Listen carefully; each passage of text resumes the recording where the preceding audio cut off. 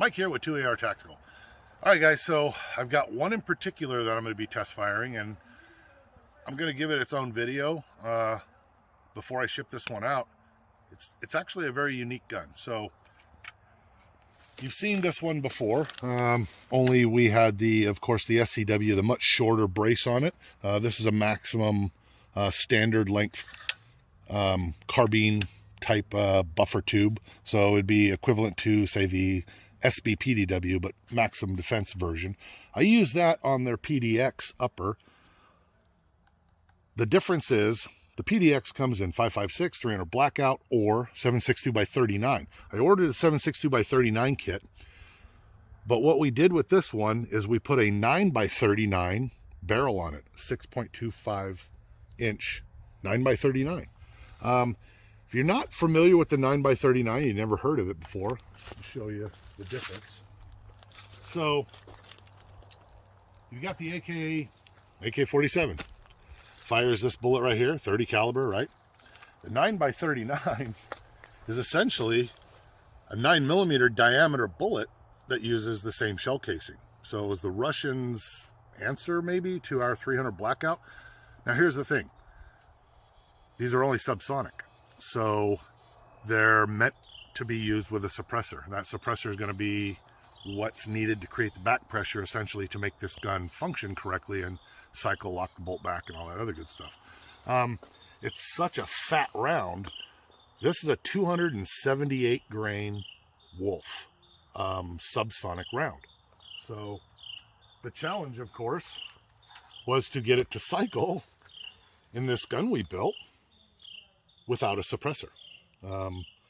The other hard part about this particular round is the magazines. So this is a 7.62 by 39 magazine. It's a 20 rounder. However, with these rounds in there, you can only get about 15 rounds in this before it starts bulging the round. The rounds are so massive and fat that double stacking them actually causes the magazines to bulge. So 20 round mag, I can get 15 in here to fire reliably. So nobody's making mags that I know of that have been reported to be 100% reliable for this round. So 20 round mag is going to be a 15 round mag for this gun. Again, this is set up to be used with a suppressor. Again, that suppressor helps create the back pressure, especially on this micro gas system. So this is shorter than a pistol gas system. We also installed a adjustable gas block on here as well. But I had to do quite a few modifications to this gun to get it to run with subsonic ammo and cycle and actually fire.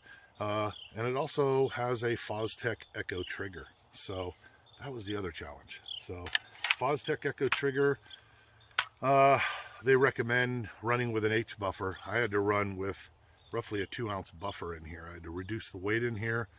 The spring was another issue, and we took the PDX hate brake that was designed for 30 caliber, and we drilled it out to fit that 9 by 39 round. Essentially, that bullet diameter is 9.25 millimeters, if I'm not mistaken, but very wicked round. There's quite a few videos on that round, 9 by 39. Mac at the Military Arms channel. I love his channel.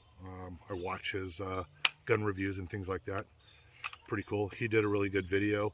The capabilities of that round, I believe he was firing it out of a 10.5 inch barrel, and he was knocking steel with a subsonic round at 250 yards. That's pretty impressive. So, well, let's go ahead and watch this thing run. Let's get this going. And see how well it's going to do. All right, here we go. I'm going to start off in semi-auto, a couple of rounds, flip over, do a quick double tap, and then finish the rest of the magazine.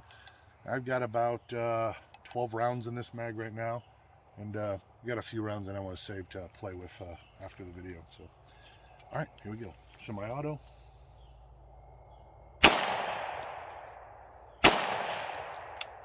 Not bad. All right, double tap. Very cool. Everything's going good. Bolt's locking up. All right, here we go. Empty the mag. Oh, here we go. See? Right there. Magazine. So I got a double feed. All right. Oh, it let go of the spent shell casing. That's what it did. So that was the other thing that I've been experimenting with. I think I'm going to go ahead and put that back in, but on the ejector, there's a rubber O-ring in there. I did remove that because I noticed that when I tried cramming 17 rounds in the magazine, the spring tension and everything was so tight that that rubber O-ring wouldn't allow it to grab the magazine. I was inserting it, so it kind of hang the bolt up. So I removed that for the video, and that's why I'm saving some rounds. I'm just going to go ahead and throw the O-ring back into it again and do that. So let's try and finish it off. All right, so there we go again. There's one of the spent shell casings that didn't come out. It's letting go, so I'm going to go ahead and put that O-ring back in, and we're going to do another round of firing for the video. So, all right, I'll be right back. All right, guys, it's starting to get dark, but I did go ahead and reinstall the donut in there. The video is going to be kind of shitty because it's getting dark right now, but I went ahead and reinstalled the little rubber donut that goes underneath your ejection spring, around that ejection spring, and it runs perfect with it. I took it off because I was reading a forum about somebody trying to get these things to run reliably, how they remove that, because if you overload the magazine, then as it's trying to push the round out, the ejector is so stiff that it won't grab the round as it's putting it in. It won't lock the bolt forward, kind of thing. So I decided to go ahead and try it and show you what happens in binary mode when you're trying to increase the RPM rate on this thing, how that ejector without that donut just won't grab those rounds. Ran great in semi-auto, as you see, even a quick double tap, but when I tried to go binary, it's just not grabbing that round and pulling the other ones out. So we got the donut back in it, and I'll fire the rest of the rounds off straight over into binary mode and show you the difference. All right, here we go.